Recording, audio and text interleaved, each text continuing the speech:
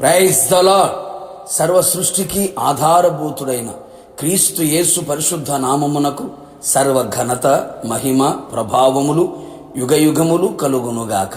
మీ అందరికీ కృప అత్యధికముగా కలుగునుగాక. ఈ దినపు యేసయ్య జీవపు మాట 22వ కీర్తన 10వ చరణం. నాకు ఆధారము నీవే. యేసయ్య మీదని ఆనుకొని ఆధారపడి యేసయ్య అడుగు జాడలలో నడుచుచు యేసయ్య వైపు చూచుచు యేసయ్య చేతి నీడలో భద్రముగా ఉంటూ కాపాడబడుచు ఈ విశ్వాసపు యాత్రలో సంపూర్ణులగుటకు సాగిపోవచ్చున్న ఆత్మీయులారా, ఆత్మ సంబంధులారా, భక్తుడు చక్కగా చెప్పుచున్న మాట, గర్భవాసినైనది మొదలుకొని నాకు ఆధారము నీవే, నా తల్లి నన్ను కన్నది మొదలుకొని నా దేవుడవు నీవే. దావీదు గారు తన జీవితంలో ఎంతగానో ఆయన మీదనే ఆధారపడి బ్రతికెను. ఆయన మీదనే ఆధారపడి జీవించి మనకు మాదిరిగా నిలిచెను. నా దేవుని ప్రియులారా, మన వ్యక్తిగత జీవితంలో మనకు ఎవరు ఏది ఆధారముగా ఉన్నవో ఆలోచించు. కొందరు వారి స్వబుద్ధిని, స్వజ్ఞానాన్ని, సొంత తెలివితేటలను ఆధారము చేసుకొని బతుకుచున్నారు. మరికొందరు వారికున్న సౌందర్యమును ఆధారము చేసుకొని ఉన్నారు. ఇంకా కొందరు వారికి కలిగి ఉన్న ఉద్యోగాలు, వ్యాపారాలు, చేతి పనులు, పాడి పంటలు, చదువులు, ఆస్తులు, అంతస్తులు, పదవులు, అధికారాలను ఆధారము చేసుకొని ఉన్నారు.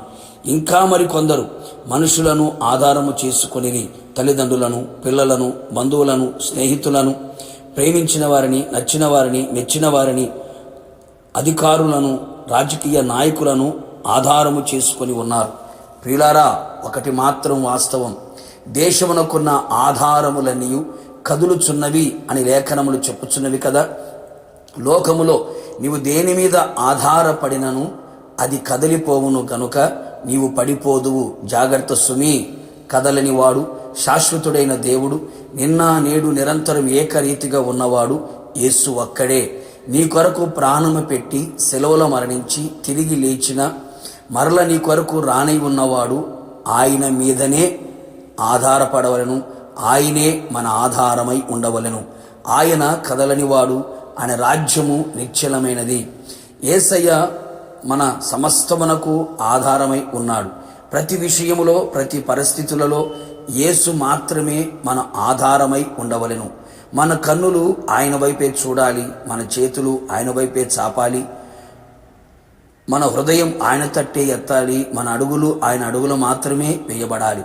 ఆయన మనకు ఆధారమై ఉన్నప్పుడు మన కాలు చిక్కుబడకుండునట్లు ఆయన నిన్ను కాపాడును. అవును ప్రియులారా, మన మరల దాస్యమనే పాపపు కాడి కింద చిక్కుబడకుండునట్లు, సులువుగా చిక్కులు పెట్టే ప్రతి పాపములో పడిపోకుండానట్లు ఆయన మనలను పరిశుద్ధులుగా, నిర్దోషులుగా, నిష్కల్మషులుగా, నిందారహితులుగా, మచ్చ, ముడత, డాగు ఎలాంటి కలంకము లేని వారిగా ప్రభు రాకడ వరకు మహిమగల సంఘముగా ఆయన మనలను కాపాడును. మనము నీతిగా ఉండుటకు, రక్షణ గలవారమై ఉండుటకు, మహిమ గలవారమై ఉండుటకు ఆయనే మన నీతికి, మన రక్షణకు, మన మహిమకు ఆధారమై ఉన్నాడు. ఆయన మనకు ఆధారముగా ఉంటే ఎలాంటి పరిస్థితులు వచ్చినను దేనికి భయపడనివ్వడు. ఎలాంటి శత్రువు కార్యములు, లోకములో కలిగే విపత్తులకు భయపడనివ్వకుండా ధైర్యమును, నిబ్బరమును దయచేయును. మన నిరీక్షణను కలుగు చేయును. మన నిరీక్షణకు ఆధారము ఆయనే కదా. మనకు లోతైన నదిగా పరిశుద్ధాత్మ ఆధారమై ఉన్నందున చక్కగా క్రీస్తు వలె ఉండుటకు అన్ని విషయములో ఎదుగుదము, ఫలించెదము, విస్తరించెదము, శత్రువులు చూచి అసూయ పడెంతగా ఆశీర్వదించబడెదము. కావున ఎల్లప్పుడూ ఆయన మీదనే ఆధారపడుచు ఆయన ఆగమమునకు మనందరము సిద్ధపడెదము. ప్రార్థన. కృపాసత్య సంపూర్ణుడైన యేసయ్య, నీ పరిశుద్ధమైన పాదములకి స్తుతి స్తోత్రములు. మేము మీ మీద ఆధారపడి జీవించున్నట్లుగా మీరు కృపదయించమని ప్రార్థిస్తున్నాం. తెలుసో తెలియకో పరిస్థితుల ప్రభావాన్ని బట్టి లోకములో ఉన్న వాటి మీద ఆధారపడుతూ నష్టపోయారు, పడిపోయారు, లోకములో కలిసిపోయారు. ఇక మీదట మా ఆధారం నీవే.